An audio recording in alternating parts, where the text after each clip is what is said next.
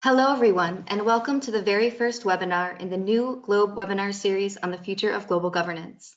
I'm Carrie Otterburn of the Leuven Center for Global Governance Studies, and I will be moderating today's discussion. Today, we are joined by Branko Milanović to discuss his latest book, Capitalism Alone, The Future of the System That Rules the World, published in 2019 by Belknap Press.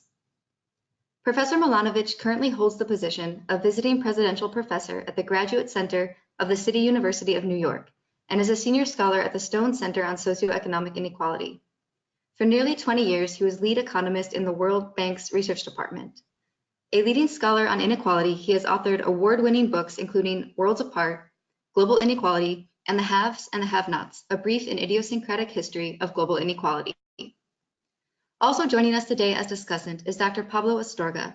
Dr. Astorga is Senior Research Fellow and Co-Coordinator of the Master's Program in International Development at the Institut Barcelona Estudis Internacionals. He was Senior Economist for Oxford Economics from 2001 to 2009, and his research has focused on the study of economic development in Latin America over the long run, including income inequality, economic growth, and productivity.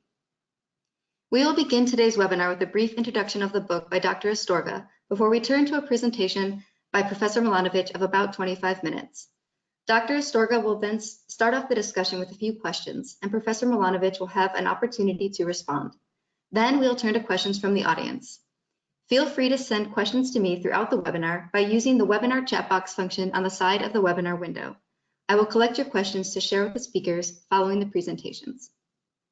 Before we begin, just a few words about the GLOBE project. Funded by the European Commission's Horizon 2020 program, GLOBE seeks to understand the constraints and opportunities for the European Union in promoting its interests and values through global governance with specific attention to four key areas: trade and development, security and migration, climate change, and global finance.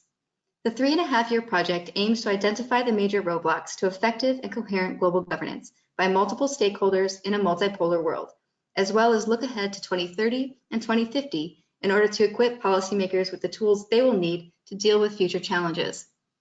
On behalf of the GLOBE project, I would like to thank both Professor Milanović and Dr. Astorga for joining us today. And now, it is my great pleasure to give the floor to Dr. Astorga.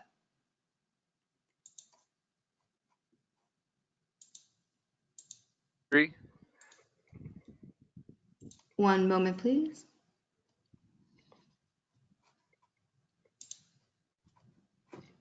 Dr. Astorga, you have the floor. Many thanks, Carrie. When I was reading Capitalism Alone, it came to mind the idea of another book published in 1942 by Joseph Schumpeter. It's called Capitalism, Socialism, and Democracy. I'm sure many of people in the audience will know about this book.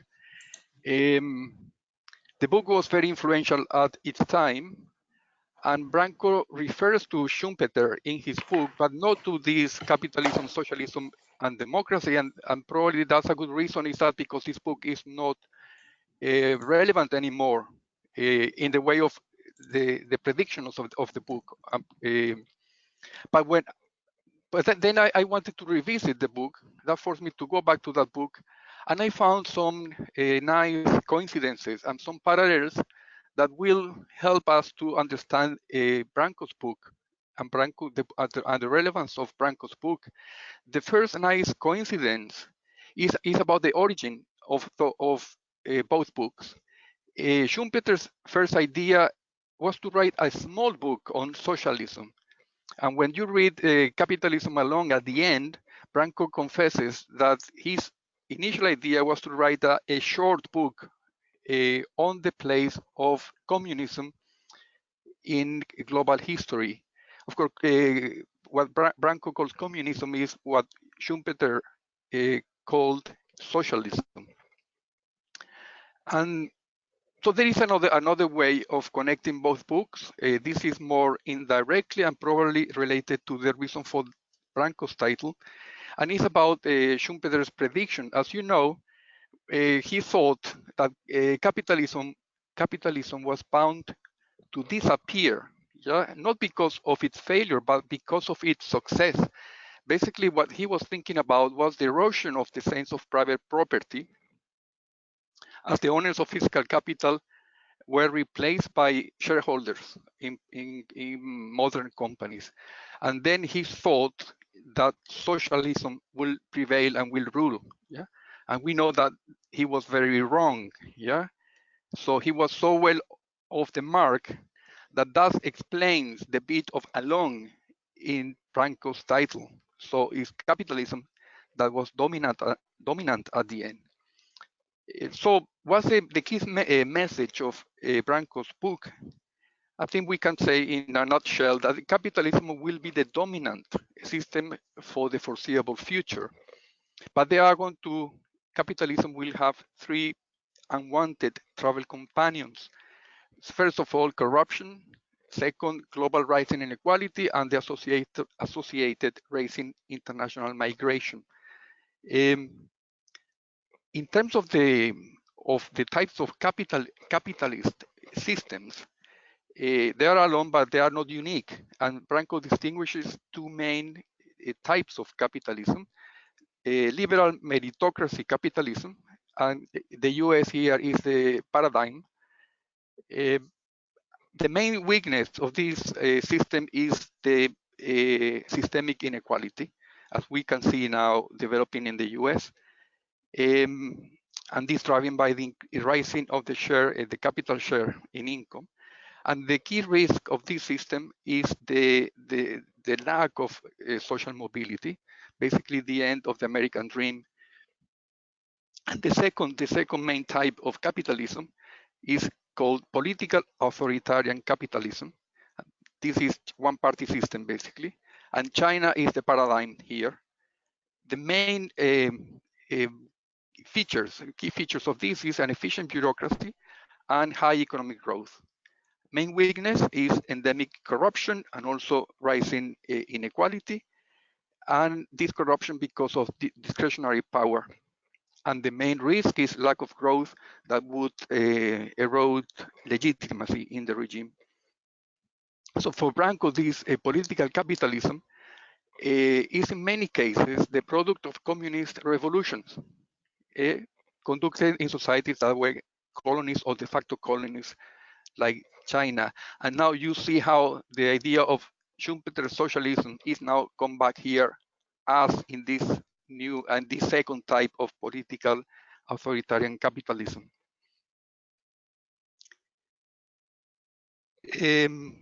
So this is a socialism, but also if you wonder what democracy is, so democracy is in liberal capitalism.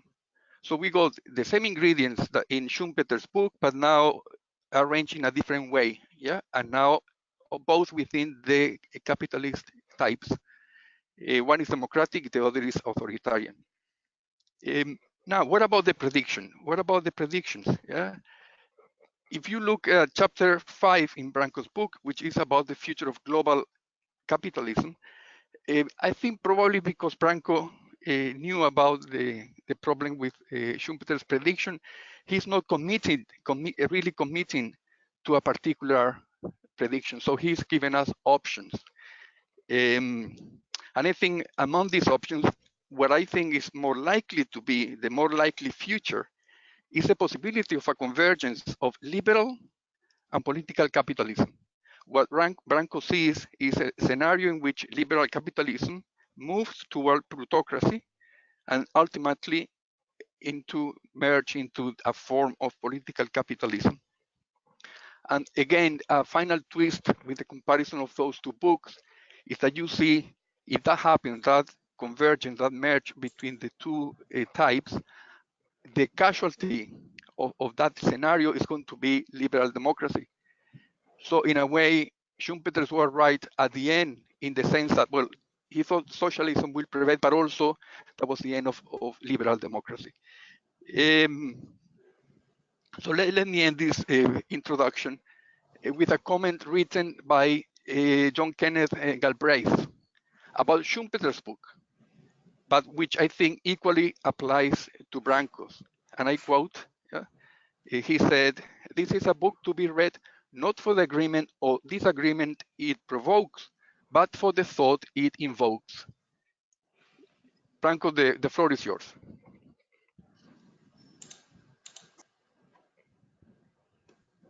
Thank you very much, Dr. Varga. I'm just switching over to Professor Milanović. Well, thank you very much, Pablo. It was actually an excellent introduction. I have to admit that I have not thought of all these connections between the capitalism, socialism, and democracy and my capitalism alone. But now when you brought them up, they seem pretty striking. And I have to say that we have to show quite a lot of humility, because predictions that Schumpeter made turned out to have been wrong. I think it's very dangerous actually to make very clear predictions, and maybe that is the reason why, as you pointed out, I have not really sort of myself to one side or another, although if I really had to commit, I would probably commit myself, as you have discussed, by arguing that there is a real possibility of liberal capitalism moving and becoming plutocratic and essentially merging or converging rather with political capitalism. Now, having said all of that, and I think we would have actually more discussion about the future and about particularly the political capitalism of China, let me go over some of my slides. I may not have enough time to go over all of them, and they would actually relate only to the part of the book which you can see now, chapter 2, liberal or meritocratic capitalism. I will not discuss the rest of the book. Obviously, there are lots of interesting things to discuss. Actually, Pablo already alluded to a number of issues with the, the political capitalism and the future of the two. Also, the issues of corruption, migration is discussed as well. But let me go with maybe the core part of the book, which is liberal meritocratic capitalism. First of all, I want to say that when people hear the word that I use, meritocratic, they often think of the use of that word, which has now become common, almost implying that meritocratic is something that you get what you deserve. I use that word in the sense that John Rawls defined it, and when he talks about meritocratic equality, and he basically says meritocratic means that it was used to be called careers open to talent. In other words, it means that there are no impediments to you achieving any position or having any income, which is due to your being born in a different caste or different for nobility versus peasantry and so on. So it's basically equality of status, which now practically all societies in the world, I actually would say, everybody agrees with. So being meritocratic does not really mean, in my book and in the terms of that I use, the same thing that actually popularly it means. And liberal means, again from Rawls, it means that the society corrects for two types of inequities or inequalities which are inborn, which in other words, some in terms of a different author, John Romer, are endogenous and exogenous to you. And essentially, if you're born to in a poor family, it makes the level playing field by taxing very highly inheritance, and it enables you to go to any school that you wish through the system of free public education. So that's what really liberal means. Now let me go in the income distribution between, obviously these are idealized income distributions in three types of capitalism. Let's look first at the classical capitalism of the Ricardo Marx type. So what do you see on this graph? Income is on the horizontal axis, and you can see number of people on the vertical axis. But the important part is there is a distribution of income among workers, but all their income comes from labor alone, and all of the workers are actually poorer than the capitalists. In other words, what you see on this very simplified graph, you see the capitalist income distribution beginning at the point where the workers' income distribution ends. And the important part, capitalists have 100% of their income from property, workers have 100% of their income from labor. You will see in a minute that that no longer exists, that we have now people who have both income from labor and income from capital, and that would be, of course, one of the major differences between the current capitalism and the classical capitalism. A different way that actually I could show the distribution in classical capitalism is, again, to take people ranked by total income on the horizontal axis and income level on the vertical axis. Now you notice here that we start with people who are very, very poor, and then they get a little bit less poor and better off and so on, but their entire income is from labor. It's only when we finish with the sort of richest worker that capital income kicks in, and you noticed I drew capital income in a sort of more sharper way, so that actually it indicates an exponential function. In other words, capital income rises very, very fast, much faster than labor. Now, let's look how does it look in meritocratic capitalism. That's very simplified way of looking at income. This is labor income, nothing special there. People, you know, have low labor income. As you see, that intercept would be very poor people who actually work, let's suppose, at the minimum wage, and then you actually have richer and richer people as you move on. But notice now what happens with capital income, which is a blue line. Lots of people who are middle class and poor have zero capital income. And then suddenly capital income rises very substantially. At first it is very small, and we have lots of people with very small capital income. Maybe they get some interest income, or people get imputed value, to some extent imputed value from their housing, or some get dividends, but they are really small amounts. You know, many people are part of these pension funds where they actually have some capital income, but again, this is small amounts. And then the financial capital really kicks in, and rich people have then very large incomes. So this is how income in meritocratic or liberal capitalism would look like.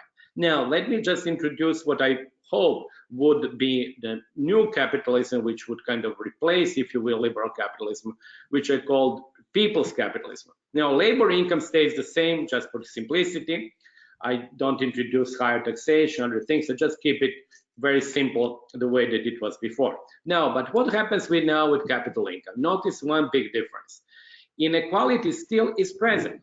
And of course, people who are rich have higher labor income and higher capital income. But now everybody has some capital income. So that's actually a major change. Now you can say, why does it matter, you know, that people have now, even poor people or middle class would have some capital income? And the reason is as follows, and I really wish that it be understood very clearly, and maybe some people will ask me questions on that, because it's really the key part. If we have a rising share of capital income in total national income or GDP because of weakening role of labor, weak bargaining position of trade unions, or because of automation and robotics and definitely greater capital intensity of production, all of that leads to a smaller share of income belonging to labor and greater share belonging to capital. Now, if that happens, and go back to my simplified picture of distribution of capital and labor, that means that people who are rich and who have bulk of their income from capital and who receive most of the capital income get automatically richer. And people who don't have capital really stay where they are, or maybe in some cases become even poorer. So in other words, from this point number one, increasing aggregate share of capital in national income, we go directly, or what I call quasi-automatically, into an increasing inequality between people. And in order to stop that, if you had the distribution of capital much more evenly distributed, in that case, you would not have this quasi-automatic increase in inequality.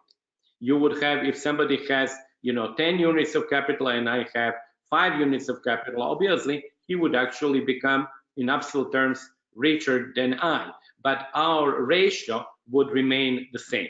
So that's the basic reason why I think actually much broadly held capital is really crucial. And I would come back to that in the recommendations. Now, let me go over these 6 systemic inequalities in liberal and meritocratic capitalism. As Pablo mentioned in the beginning, my objective was to look at the upper class formation in the 2 systems. One, of course, liberal capitalism, and the other political capitalism. So let me then go over the systemic inequalities in liberal capitalism. I already mentioned increasing share of capital in total output. You see, I took one of these studies. It was by Matthew Rongley. You see that on the bottom. But I could quote probably a dozen of similar studies that we have had over the last 40 years, an increasing share of capital in GDP. So it is, as I said before, an important development because it translates in higher interpersonal inequality. But the reason why it translates is shown on this graph. It translates into higher interpersonal inequality because capital is much more unequally distributed than labor. Now, the blue line shows the Gini coefficient of capital income. As you notice, that Gini coefficient of capital income is very high. It is about 0.9 in all countries that I've shown here, and this is over quite a long time based on Luxembourg income study data. And I could also show you probably for a dozen countries very similar results. So that's the blue line and the blue dots. Now, you notice that the blue dots are always higher than the red dots. The red dots are the Gini coefficients of labor income. So it is because these blue dots, or the Gini coefficient of capital income, is consistently higher than the Gini coefficient of labor income, that we have the transmission of high share of capital in GDP automatically into high inequality between individuals. So that was the first effect which pushes inequality up. The second effect is an interesting one, has not been as studied as much as it should be, but let me show what it is. It is that this is a graph which comes from Ed Wolf's work on wealth composition in the United States. And what it does show is that you have different composition of wealth among the middle class and the rich. Now, the poor people, we are talking about 30 to 40% of the population in all rich countries, have about zero actual income or zero net wealth. Zero net income from wealth or property, and negative or zero total wealth. Then you have the middle class with entire wealth concentrated in housing. And it's only when you come to the top 5% that you have actually predominantly financial assets instead of housing. Now, as Ed Wolf argued, depending on the rate of return to housing versus the increase in value and the rate of return to financial assets, you would actually have a rising inequality or declining inequality. Now, it happens over the last 50 years that financial assets have outperformed the housing. So in that sense, they have added to the advantages that the wealthy people have. Now, this is the compositional effect. Now, there is another effect, which is actually even more interesting, is that the rich seem to have higher return on their financial assets than people who have fewer amount of assets. In other words, the question that we are asking here is, as you can see, actually, this is the rate of return on the different asset classes. Actually, as you notice, people who are all the way to the 95th percentile in terms of their wealth holdings are people who have returns which are below 2% per year. And then you see the very top, the top 1%, the second highest percentile, they have rates of return which are 4 and 6%. So that what it means here, this is from a work by Eric Zwick that is actually quoted here. What it means is that if I have assets of $10 and you have assets of 10 million, we are likely to receive different rates of return. In other words, I might receive like 0.1% return over the next year, and you might receive 6%. Now, as you notice, that would, of course, further exacerbate inequality between us. So I think it's a very important element, which, as I said before, has not been studied sufficiently. Now, the third important contributor to inequality, and it's an interesting one because it's a little bit ambiguous, is something that I had to invent a new name, which I, obviously went back to Greek and combined somehow the names. And this is what I called homoplutia. Homo obviously means the same, plutia means wealth. Now, the interesting part of what is the homoplutia, and the interesting part is that we have an increasing share of people who are rich both in terms of capital income and in terms of labor income. Now, for those who remember in the very beginning, I defined classical capitalism as a state, as a society, state of the world or a society where you actually do not have that mixture. In other words, in the classical capitalism, people who were capital owners were not actually working as wage labor, and wage laborers had no capital income.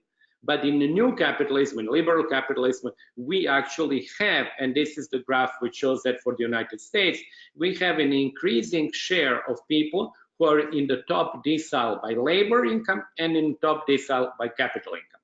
So as you can see on this graph, by 2016 or 17, about a quarter of the people who are the richest capital owners are also people who have the highest labor income. Now imagine that this graph keeps on going so that eventually the graph reaches something like 90 or 100. That would mean that everybody who is actually rich capitalist, who has lots of income from property, has also lots of income from labor. As you realize, that's very, first, pro-inequality, and secondly, very difficult to actually address by economic policy, because you in the past could argue that people who were capital rich were actually not working, they were to some extent undeserving, or they were receiving what used to be called unearned income. Well, nowadays, if they're really hardworking people like CEOs in the financial sector, in the expanding software sector, in other things, you know, it's very hard to actually argue that they don't deserve that income, but they receive quite a lot of income also from their capital. So this is a new development. Now, this new development is present here. It's again based, I did the work based on a Luxembourg income study. And you notice in all advanced countries, there are about 20% of people who are in the top decile by capital ownership or capital income, and in top decile by labor income or salaries or wages. But notice at the very bottom, two countries, Mexico and Brazil, that also have similar microdata in Luxembourg income study, where we don't have that high association between capital and labor income. The numbers there are only 8% of people are both among the top capitalists and top salary earners. And that means that these countries are actually closer to classical capitalism than to the liberal capitalism, which, as we can see on this graph, really is present in all advanced or liberal capitalist countries. Number 4 is an interesting story which has received quite a lot of attention, but here the data are done, prepared in a little bit different way. I did this work with Nishan Tionsen. Again, you see the quote on the bottom. And this is the issue of homogamy or assortative mating. This is, of course, the topic that attracts lots of attention among my students because it really addresses their choice of partners in the present and in the future. And what it shows on this graph is that if you go into 1970 in the United States and look at people who are in top labor income, which means they actually have high salaries, they're of the age group 20 to 35, and they are male. And you ask, whom are they likely to marry? And you look at the percentage of them who marry or partner with women who are in the top decile, like them, or same age group, and women who are in the bottom labor decile for women of the same age group. And you notice the first point there for 1970, you see that there is like 13.4 in one case, 12.8 in the other case. Basically, the likelihood of you marrying, if you're a rich, young American male in 1970, your likelihood of marrying a rich or a relatively poor woman was about the same. But you notice the red line goes really steadily up, and that red line is the likelihood of you marrying an equivalent rich young woman of the age 20 to 35. And you notice then currently the ratio between marrying somebody who is rich versus marrying somebody who is not rich or relatively poor is 3 to 1. So this is what is called this homogamy. Now, what does homogamy do? It makes people who are very similar in terms of income or education more likely to partner together. Now, that means that the income of the household would be much higher than the income of an equivalent household where you actually had people who are low skilled or relatively poor marrying each other. As you notice, that alone contributes to inequality. So it's really sort of an inbuilt inequality element. I did the same calculation for women. I will not repeat it because the graphs really have the same meaning. But notice that for women, the ratio now was also 1-to-1 in the past, but now becomes 5-to-1. That means that, of course, rich women are 5 times more likely to marry rich young males than marrying people who are in the bottom decile by labor. So you see that actually in that sense, this kind of a selection process or selection bias is present among both females and males. Finally, to sort of tie the knot on that, I just simply use the work that political scientists have done empirically in the United States, and now there are similar studies now for Germany. This is a complicated graph, so you can skip the understanding. I will not explain the details, but let me tell you what it shows. It shows that the richer you are, and the more you favor a policy change in a given area, the more likely it is that the political system, like the Parliament or Congress in the United States, takes up that initiative and discusses it and actually proposes this change. If you are very poor, then you might actually want some policy change. Let's suppose you want, different taxation, you want higher social transfers, you want really greater security, you want higher unemployment benefit, but that change is much less likely to be taken up by the political system. And that essentially is an indication of a plutocratic or wealth biased functioning of the political system, which is quite crucial for understanding the maintenance of the advantages that the rich people have accumulated over generations, and that they are, of course, trying to transfer to their offspring. Finally, let me just show things which are quite well known, is that the result of that has been that the income share of the middle classes has gone down. This is based on pre-tax data, but with post-tax data, the results will be very similar. And you notice in 4 countries that I've shown you here, even Denmark, you see the share of the 4 middle deciles going basically down, not throughout the whole period, but broadly speaking, going down in the US, UK, Germany, and Denmark. Or a different way, this is a different definition of the middle class, shows the same picture now that's based on the disposable income.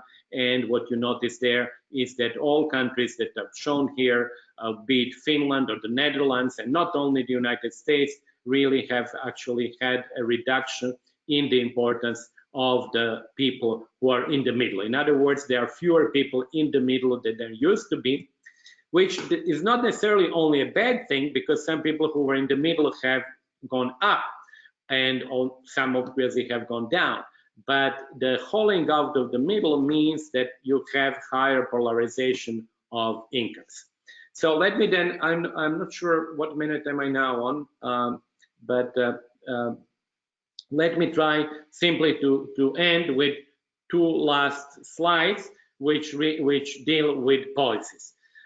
Because I'm skeptical that the ability to increase further taxation of the middle class, or to bring back the trade union role to where it was, to what it was in the 1960s or the 1970s, or to increase further simply the level of education, because as you know, in the advanced countries that we are talking about, most of them, they have on the average 13, 14 years of education. You cannot drive that to 20 years, so it doesn't make any sense.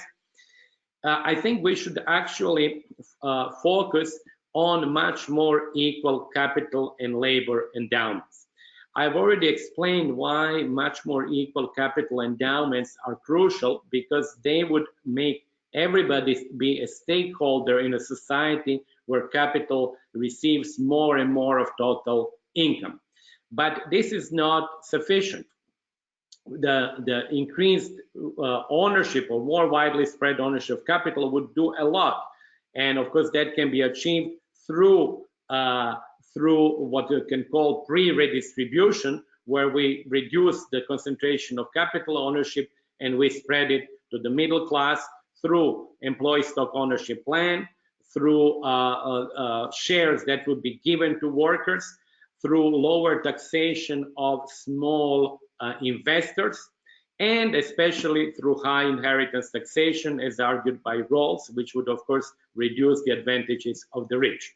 Now, as I said in the last point here, is the key point is to increase capital ownership for some 80% of people who currently own only 10% of all wealth, including housing. So that should be really a very clear and very big objective of political or policy change. The second one to complement that is equalization of access to high quality education.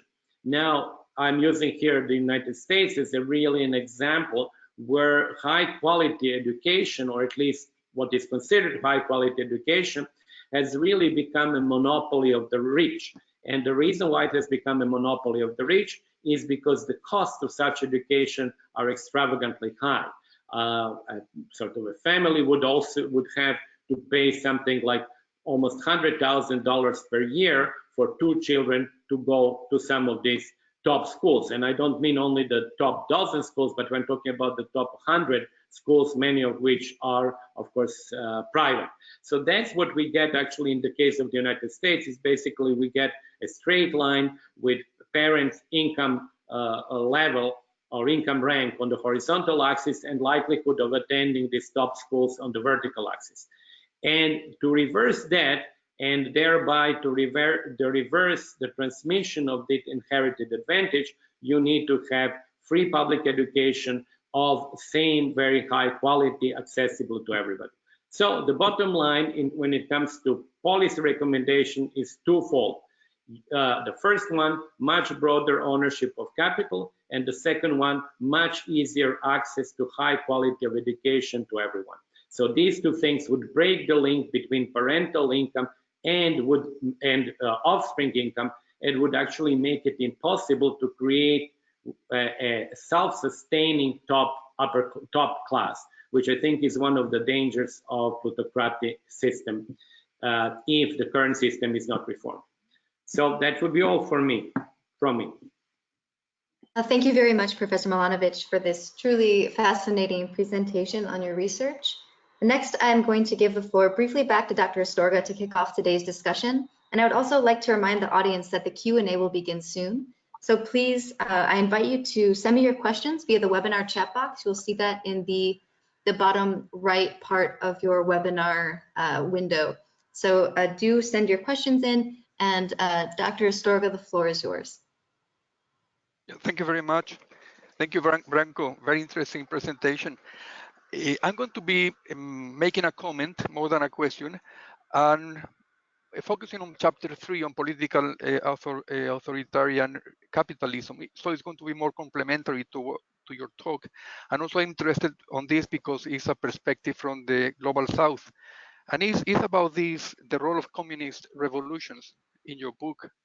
And you are saying basically that because countries went through these revolutions, which is, by the way, a very effective way of redistribution of assets, at the end they were successful in using capitalism to increase income and to have high growth. And of course, you refer to the cases of China and Vietnam, and then you see a lot of potential there, yeah, or relevant for other countries in the global south to follow that example and start, having high growth of rate. And then you have the evidence to support that. You have a table, page 97 for those who have the book. And then you show, of course, apart from Vietnam, China having one-party system, high growth relative to the average global. But then your examples are the successful one, really high growth, are in Asia. And then when you start trying to bring in countries in Africa or other parts, basically Africa, you start really, as I think this is a bit of, it's not really there, the high growth. And if there is growth, it's basically because of low base, starting from a low base, or because of commodity boom.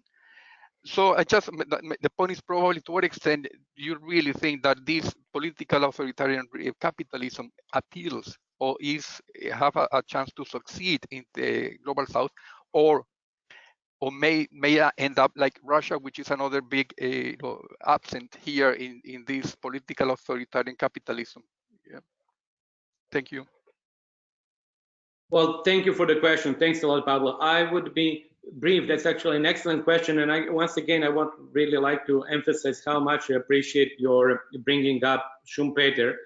I'm definitely going to bring up that point that you made in my further presentations of the book, because I have not thought of this. Now, the question that you asked me is dealing with chapter 3, where in the first part, I think actually I sketch a rather ambitious theory of what was the role of communism in global economic history. So my argument is that it was the role that none of the people who were participants in the revolution had in mind. But when you look now at the past 100 years, you can argue, I believe, that what communism did, let me go with China and Vietnam first, and then I would address your question later. What communism did in China and Vietnam is to fulfill two functions, which on those days when they were actually taking place, we could not see, nor could Mao see, nor could Deng Xiaoping see. And the first one, which they could see, was to get rid of colonizers and to make the country independent.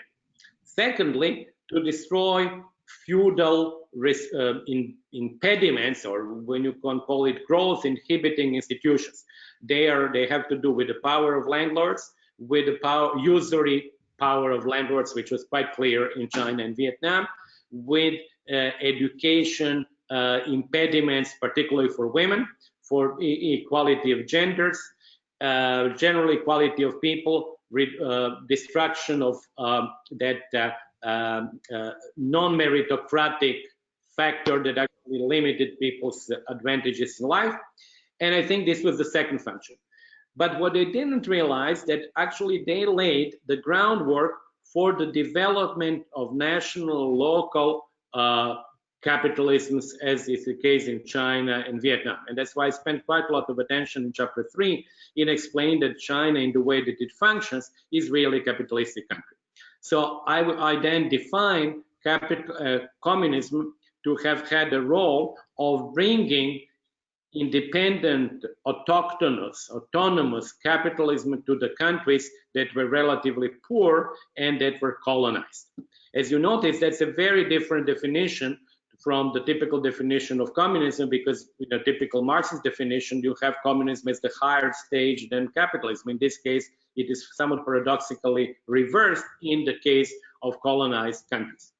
Now, going back straight to your question, you have of course pointed out one, objective, big problem, is that we have in China and Vietnam really as a very sort of paradigmatic examples of that.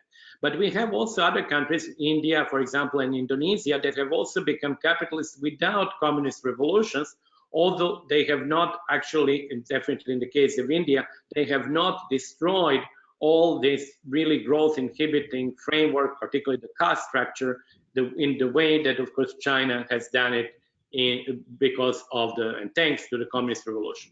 But also what you pointed out is that the transplantation, if you will, of that mode, of that form to African countries may not be producing the same results as in China and Vietnam. Now, I use several examples. I think that Ethiopia comes closest to what China has done. And I think one can be pretty optimistic about the ability of Ethiopia, which shares many of the characteristics of China, including very long state existence and formation, the way that it was organized, the way that actually now de facto has actually still officially the single party regime and so forth. Another case is Rwanda. I make a point also of including Algeria.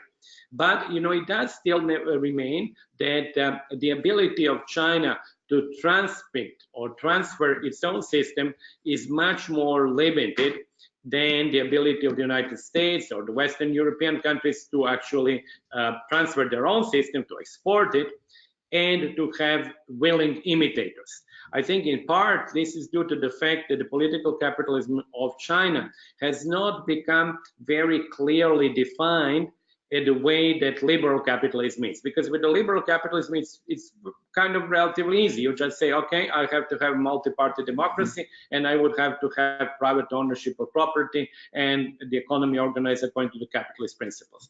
With the Chinese system, which is much more dependent on Chinese history, that is actually much more difficult to put in a neat formula, in a neat receipt. So I agree with you, the export of, quote unquote, export of political capitalism with the Chinese characteristics would be more difficult.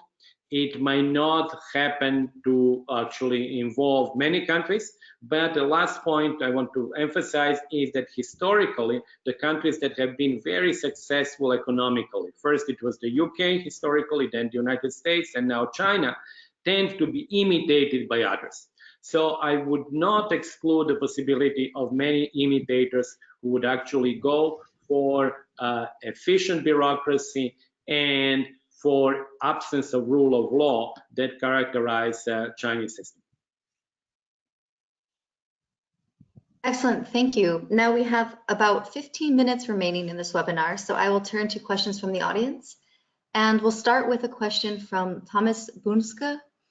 It is, in chapter 5, you write that morality has been outsourced and replaced by law. In your view, what are the implications for the debate on law and morality as two different normative systems?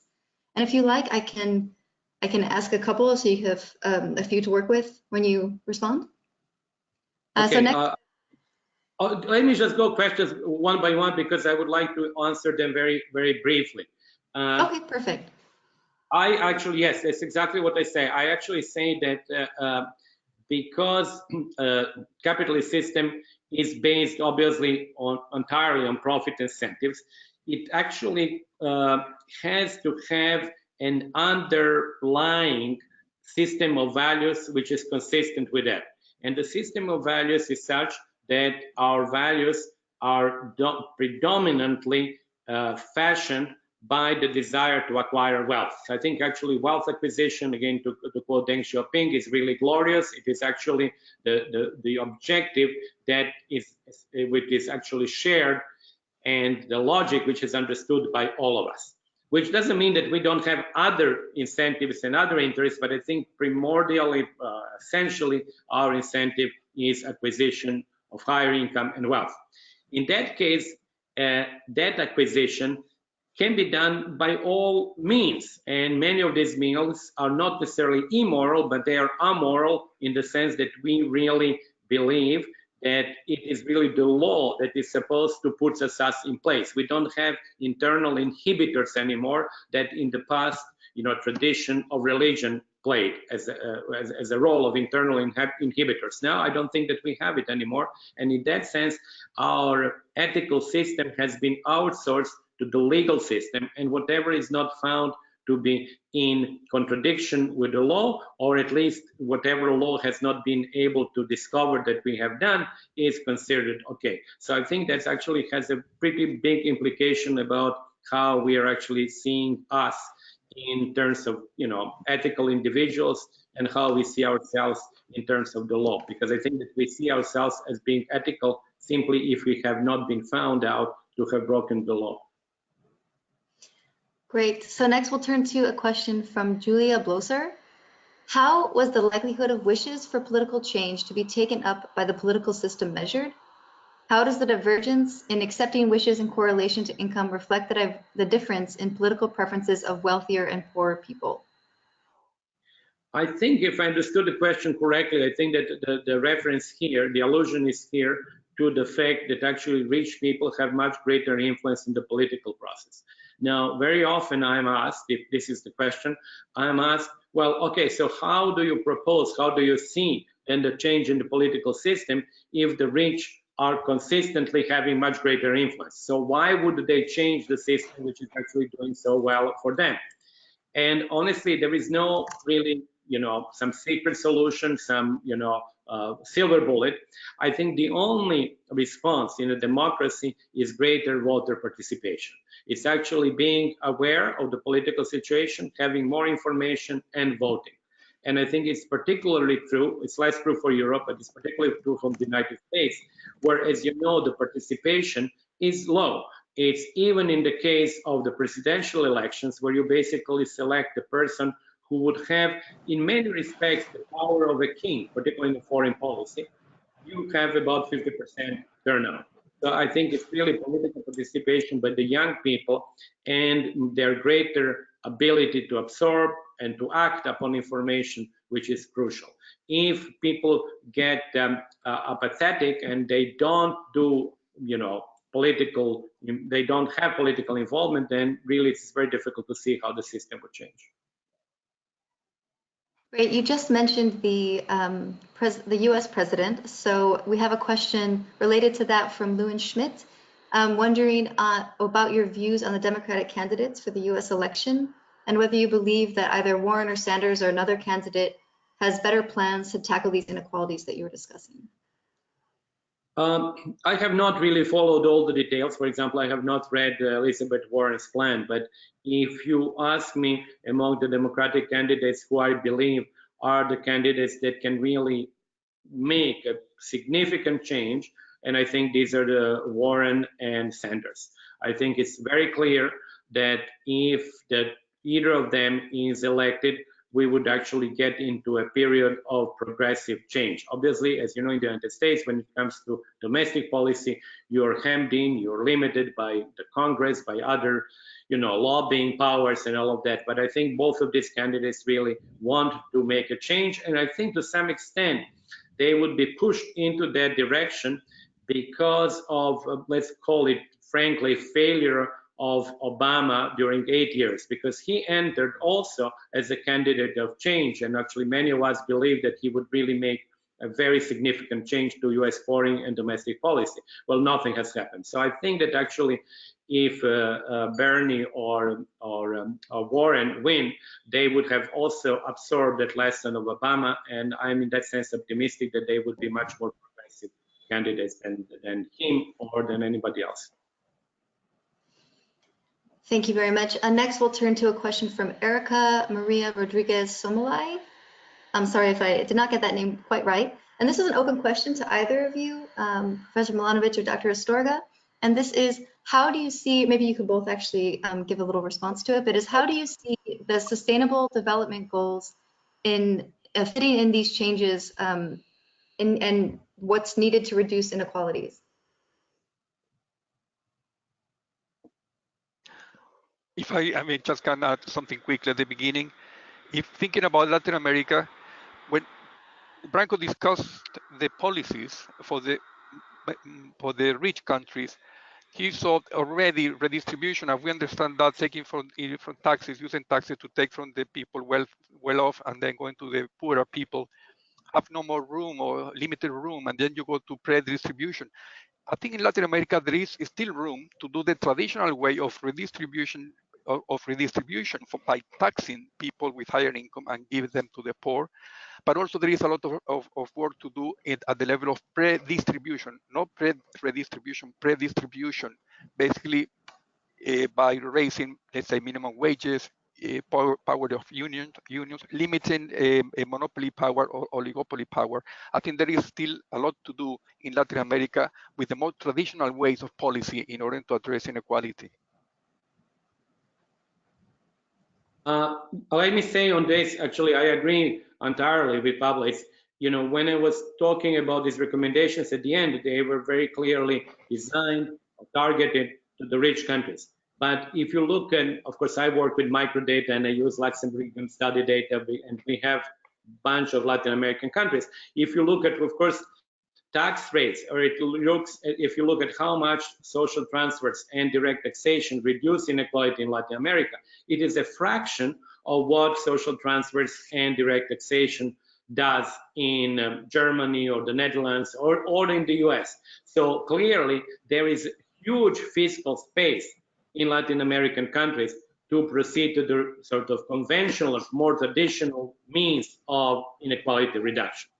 Because the means that I was talking about are really something not new, because it's not new that nobody has thought of that, but it's a different vision of the world where actually endowments would be much more equally distributed and redistribution of current income would be less. Now, going on the question that was asked about sustainability, I have to say that I don't address it really in a significant way in my book. I see that as the weakness of the book, and I see that partly because my knowledge on that is relatively limited. I'm aware that, of course, the climate change is one of the, with inequality, biggest issues today. In some sense, it is actually a more complex issue because it is a global significance, but it is being negotiated with nation states, but the emissions or all the negative effects are really caused by consumption of individuals, and mostly by consumption of rich individuals. So I think this is a topic that I would really like to return in the future, but as I said, it is not really discussed in the book much, actually, very little. Thank you. And returning briefly to income, Axel Marx asks, what do you think of the idea of a universal basic income to address inequality? I mentioned that in the book. I have a section on that. I have to say that I'm rather skeptical about this. I think that it is an idea which is potentially very powerful if the universal, UBI is set at a relatively high level, and of course the adherents of that idea said that it would give actually much greater freedom to people to take or not take jobs and so on. The danger, however, what I see, and that's why on balance I'm against that, is first that actually the level that it can objectively would not be very high. We already have actually social assistance and the minimum payment which is guaranteed to everybody in practically all rich countries. And the danger is that once it is set at that level, you have no means anymore of politically constraining high inequality. In other words, let me put it very simple. You could then have people like Bill Gates and others tell you, like, what do you want? Actually, you can get your UBI, you can do absolutely nothing. Just go to the beach, take whatever is that, maybe 500 euros or 1,000 euros or more, but don't come to me and ask for the limit on top incomes. And I think the danger is there that do not realize that the top incomes and very high wealth are actually dangers for democracy. That was Pablo was talking about that in the very beginning, and we talk about that, and Angus Deaton talks about that. So the danger is that setting up a UBI at whatever level actually totally, how should I say, incapacitates any political action of limiting high wealth and high incomes, which are at some point really bad things in themselves. So this is what I see as the reason why I'm not excited about UBI. Excellent, thank you. We have another question from Andre Sanchez. I'm asking if you could elaborate a little bit more about Brazil being categorized closer to classical capitalism and how India would fit into your categorization. Do you think either one of them is about to replicate successfully the liberal capitalism of the developed countries? Let me just empirically explain first. Brazil and Mexico that I had there are the countries in Latin America, and actually there are quite a few others that we have, of course, all the microdata that we have for the advanced countries. And what you notice there when you basically run the same program for the two, you notice that actually the overlap between people who are wealthy in terms of capital and labor is much less than the overlap between these two groups in Denmark or Italy or the US. And the reason I think is the following, is that actually very rich capitalists in Chile or Brazil or Mexico seldom have at the same time very high paying wage jobs. They might not actually have wage job at all. And in that sense, they are closer to typical capitalism, or what I call classical capitalism, is that actually capital owners are rich enough from capital, they don't dabble into the hard labor. In the West, because it's more advanced, of course, you actually have greater share of people who actually maybe, dominantly high salary recipients. They are actually workers, and then they have saved by a lot of money, or maybe they inherited that money, and they are actually also large investors. So in that sense, I think the results are very clear. Now, I have not done India, and actually it's a good idea because we have India in the sample. I will do India and I will show the results, but I believe that India would be much closer to Brazil and Mexico than to the advanced countries. Finally, is Brazil going to actually move and become a country like, let's suppose, the United States or the UK and Spain? Yes, I think I believe that actually this is something that we can expect in the next 20 years. I think that actually the gap between what used to be called the first world and the third world has actually diminished in many respects. So yes, I would expect this to happen. Okay, thank you so much. I think that is all the time that we have today. It is now 4 o'clock, so we did very well in terms of timing. And I'd like to thank our speakers, Professor Branko Milanović and Dr. Pablo Astorga, as well as all of our audience members for taking part in this webinar. Before leaving you, I would like to announce some future Globe activities, specifically that our global webinar series will continue next month with a webinar featuring Professor Michael Zorn, who will discuss his recent book, A Theory of Global Governance. And then in March with Professor Lisbeth Hüge on her recent book, A Theory of International Organization. And then in April with Professor Stefano Ponte on his new book, Business, Power, and Sustainability in a World of Global Value Chains. Please check out our website at globe-project.eu for further details and for updates on the Globe project.